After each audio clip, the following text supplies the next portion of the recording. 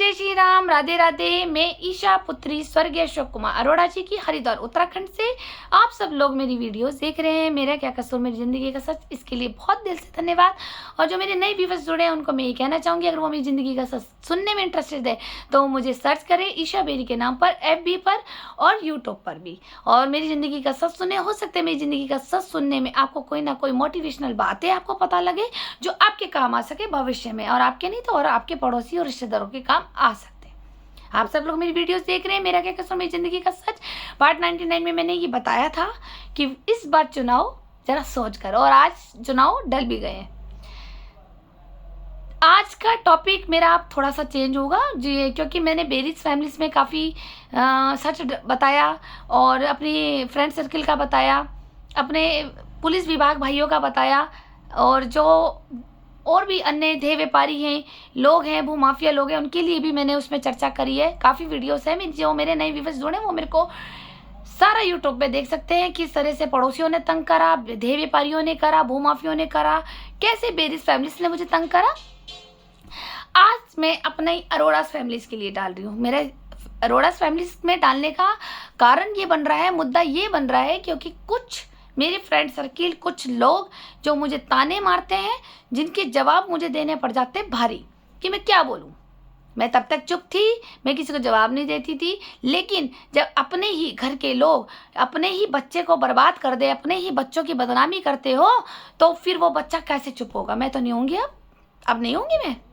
पहले गुड़िया को, मेरा नाम भी गुड़िया है, पहले गुड़िया को ना रिश्ते चाहिए थे, अब नहीं चाहिए रिश्ते। गुड़िया ने सबकी नेकी करके देख ली, सबकी करी मैंने, भले उनको वो नेकी नहीं लगी। क्यों नहीं लगी? क्योंकि सबको बुरी लगती थी। मेरी समझदारी इनको चालाकी दिखती है, ठीक है। मेरी बुआएं हो चाहे दादी हो, मेरी समझदारी, मेरी चालाकी दिखती है कि कितनी चालाक है, कितनी लालची है। मतलब अपना हक छोड़ दो तो हम तब भी बुरे, और अपना हक ले लो तो हम लालची हैं। मतलब इन्होंने इतना जीना हराम हमारा कर दिया था, तभी तो उस खानदान की सबसे छोटी पुत्री हिमानी अरोड़ा हाथ से निकल गई। निकली नहीं, निकाली गई है प्रॉपर्टी के लालच में, बर्बाद करने के लालच में, ठीक है। कहते हैं ना कि शेर भी फंस जाता है कुत्तों के जाल में जब अपने ही शामिल हो दुश्मनों के साथ में।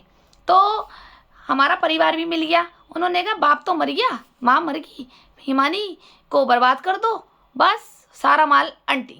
साजिश, प्लानिंग, प्लॉटिंग करके ये करना था। जब मैं आज से मेरी ये अरोड़ा फैमिलीज की सारी सच्चाई खुलेगी, क्योंकि मेरी काफ़ी लाइफ में ऐसे लोग आए हैं जिन्होंने मुझसे सवाल किया कि क्यों तेरे को बेरियों में डाला, क्यों बेरियों में शादी होने दी, क्यों मजे लिए इन्होंने शादियों में, और क्या कारण था। तेरी माँ के जाने के बाद तेरी बहन की इन्होंने अपने ऊपर जिम्मेदारियां क्यों नहीं ली। हालांकि हम जिम्मेदारी से मतलब ये नहीं कहते मेरी दादी रोटी खिलाए उन्हें। एक दादी पोती का रिश्ता ऐसा होता है जैसे माँ से भी ज़्यादा। दादी तो गले लगा के रखती है और डंडा भी सख्त रखती है।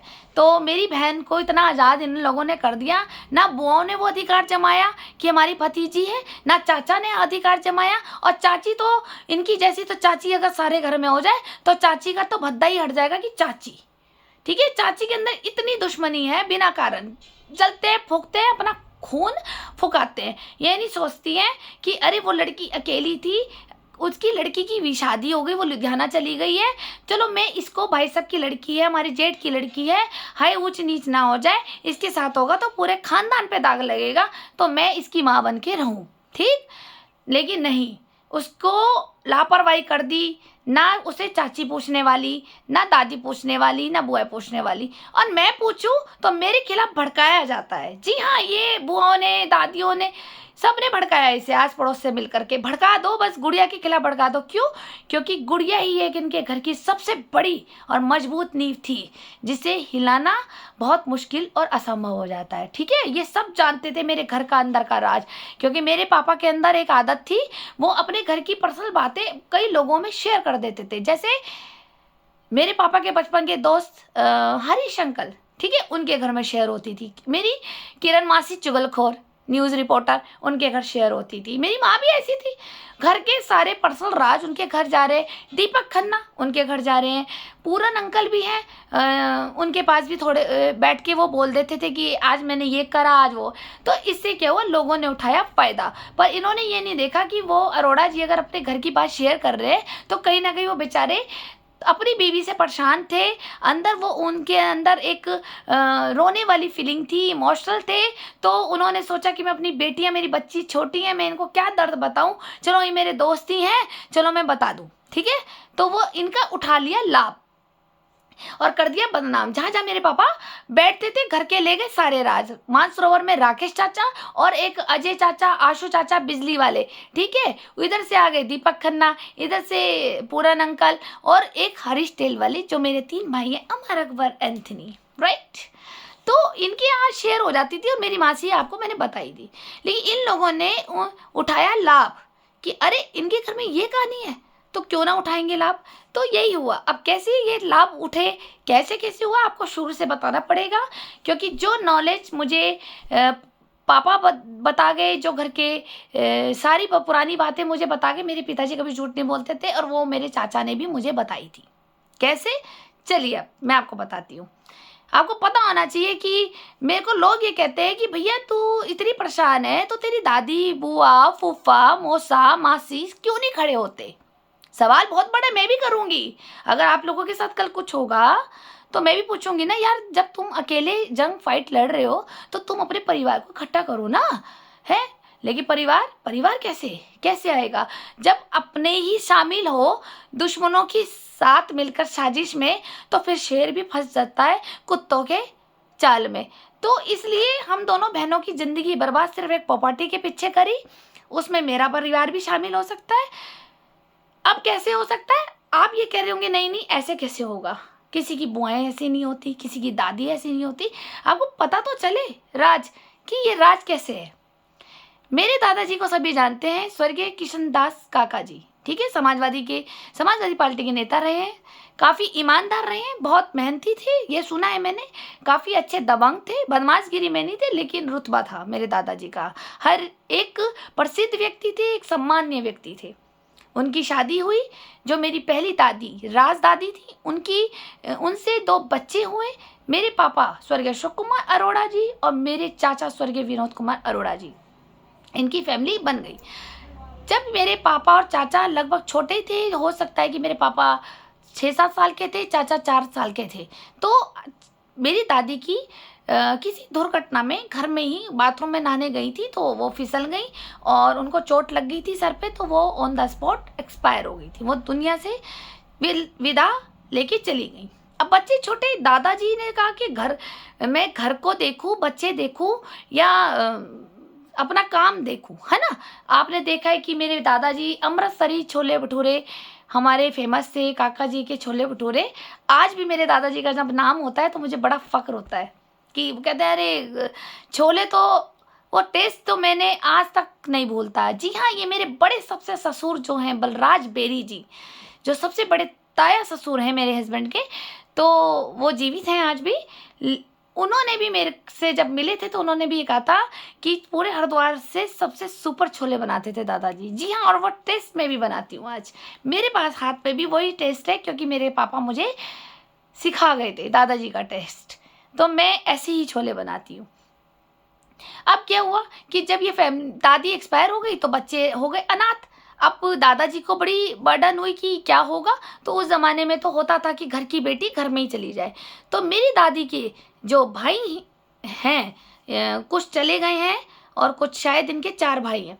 ये राजस्थान से बिलोंग करती हैं, राजस्थान गंगानगर से।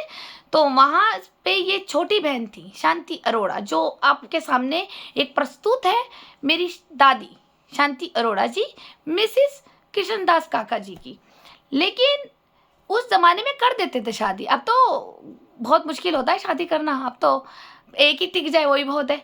उस ज़माने में बेटियां जवान तो चलाती नहीं थी ना। मेरी दादी ने ये बोला कि मेरी 2 बच्चों के पिता से क्यों शादी करा रहे हो, मेरी जीजा से क्यों शादी करा रहे हो, क्योंकि उस ज़माने में बड़ों की, भाइयों की घर में चलती थी। उस ज़माने आप चले जाओ, अगर 100 साल पहले चले जाओ तो दादी के जो जमाने थे उस तक जवान चल ही नहीं सकती थी। तो भाइयों ने ये डिसीज़न लिया, तो क्यों ना इन 2 बच्चों को पालने के लिए, अगर हमारी बड़ी बहन दुनिया छोड़ के चली गई है तो क्यों ना इनको हम अपनी छोटी बहन देते, क्योंकि एक मौसी भी प्यार करती है, मौसी भी माँ होती है। क्योंकि बाहर की अगर कोई महिला आ गई तो हो सकता है कि वो सौतेली माँ बनकर इन बच्चों के साथ करेगी अत्याचार, क्योंकि उन्होंने तो अपना फर्ज पूरा किया भाइयों ने, क्योंकि वो मामा थे, इन 2 बच्चों के मामा थे। उन्होंने कहा ये बच्चे कहीं सौतेली माँ के हाथ लग जाएंगे तो इनकी ज़िंदगी हो जाएगी नरक।